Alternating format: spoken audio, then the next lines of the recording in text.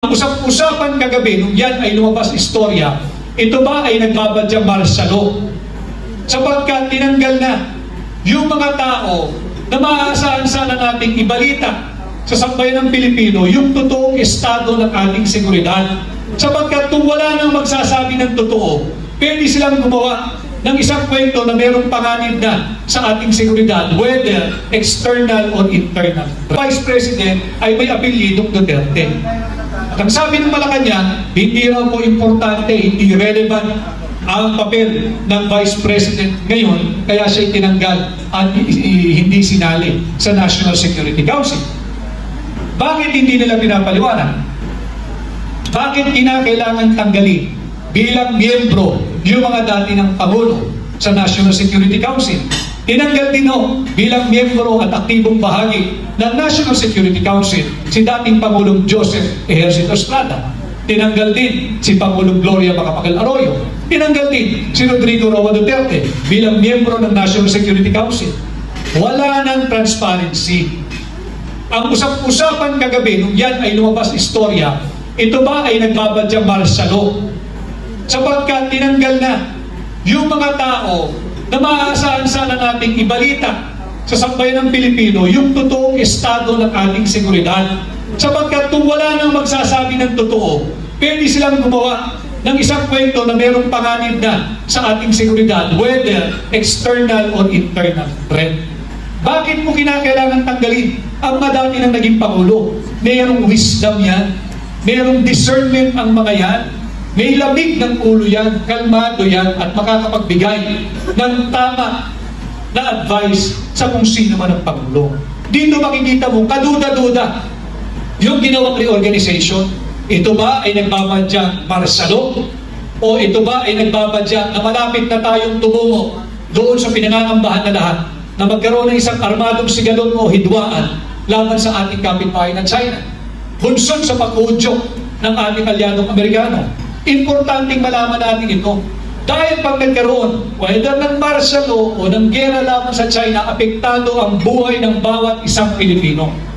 At hindi nararapat tinanggal ang Vice President o yung mga dati ng naging Pangulo. Paano pa natin malalaman yung tunay na estado at kalagayan ng ating bansa? Kung sila-sila na lamang ang mag-uusap, ang magdedesisyon at maghuhulma kung ano ang direksyon ng ating bansa sa mga darating na araw, linggo, buwan, taon at panahon. Kinakailangan alam niyo ito. Kinakailangan napapag-usapan natin ito at kinakailangan somehow ay napapagliwanagan natin sa mga mamamayang Pilipino ang mga mahalagang usapin na panlipunan. Again, part po yan ng advokasya ng Hakbang na Maisog, yung peace and security. Ang kinakailangan natin ay katatagan ng ating seguridad. Tama, pero hindi natin kayang pumasok sa isang armadong sigalot laban sa China. Hindi natin interes yan. Hindi mo nga mapakain ang iyong nagugutom na populasyon, papasok ka pa sa isang armadong dighidwaan o digmaan laban sa China. Wala nga tayong tugon at hindi matugunan yung issue ng food security. Papasok ka pa sa napipintong armadong hidwaan laban sa China. Papayag ba kayo niyan? Alam mo ninyo, pag tayo pumasok sa isang gera, panoorin lang ninyo yung mga international news. Tingnan ninyo yung itsura nung away ng mga Hamas at ng Israel. Tingnan ninyo yung itsura, giba-gibang gusali, natigil ang eskwela, walang nag-aaral, yung mga kabataan, kawawa, walang matirahan, pati ospital, giba. Hindi ito kinakailangan natin. Ang kinakailangan natin, pagkain, kinakailangan natin tugunan yung mga 5 pangunahing problema ng ating bansa: inflation, poverty, yung kawalan ng trabaho, yung korupsyon, at yung kawalan ng pag-asa ng higit na maraming Pilipino. Ito yung ating mga dapat pinagtutuunan ng panahon at pansin. At mahalaga na pinag-uusapan natin ito days and months leading into the campaign proper, so that when the time comes and you have to choose your 12 senators this coming May 12, 2025, ako ay openly humahanap sa inyo, nagpapasukat, nagpapasuri. Kung sakaling ako ay pasado sa inyong gagamiting batayan, ang pag-iusap ko, ikampanya nyo rin ako sa inyong pamilya, sa inyong kapitbahay, sa inyong mahal sa buhay, sa inyong kaibigan, at sa lahat ng Pilipinong inyong makakaharap sa anumang panig ng mundo. At sabi ko nga, ang taong 2025, nagbabadya ang pagbabago basta tayo magkaisa. Dalhin po ninyo ang isang katulad kong bago sa Senado at posible ang pagbabago sa number 55 ngayong 2025. Muli, ako po si Atty. Vic Rodriguez, inyong formal at opisyal na aplikante bilang senador. Buhay at magandang hapon sa ating lahat. Thank you, Atty. Palakpakan po natin ang pagbato ng maisog sa Senado, Atty. Vic Rodriguez! Okay, before we proceed to the next phase of our program for today, which is the question and answer portion, we'd like to acknowledge... Ay, manalo po bilang senador po natin. Ay, posible po bang mabago natin yung estilo po ng questionable insertion po sa iba't ibang budget ng national government po natin. At the same time po, pwede po ba magkaroon ng transparency pati po sa bicameral. Thank you po.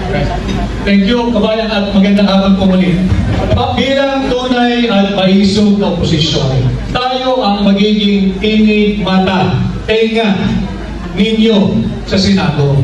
Itong taunang budget, mula pa lamang sa NEP o yung rekomendasyon ng Executive Department, babantayan na natin, masusi na natin susuriin hanggang sa paglimpaw nito, hanggang sa pagdibatihan nito, hanggang sa dumaan nito sa tinatawag na Vice-Cam, yung Bicameral Conference Committee Vice-Cam yun. Panay scam ang nagaganap doon. Ibang-iba yung insura ng budget na lumalabas pag dumaan sa Vice-Cam. Patuloy na binubudol ang sambayan ng Pilipino. So babantayan natin mula sa pagsumite ng NEP o yung National Expenditure Program hanggang sa ito pag-usapan, magkaroon ng debate at magkaroon ng botohan sa Senado at pati dyan kung ano nagaganap sa mababang kapulungan. Hanggang sa ito ay dumaan sa Vice-Cam. Hanggang sa yung final form ng umabot sa tanggapan ng Pangulo. Yun ang aking gagawin at yun ang aking i-report sa inyo, bahagi ng hinihinging transparency ng hambang ng mag-isog. Yan ang wala ngayon, yung transparency. Dahil pati dyan sa Vice-Cam, kailangan alam ninyo, kahit dyan sa Vice-Cam, trilyong piso na pera nating mga Pilipino pinag-usapan.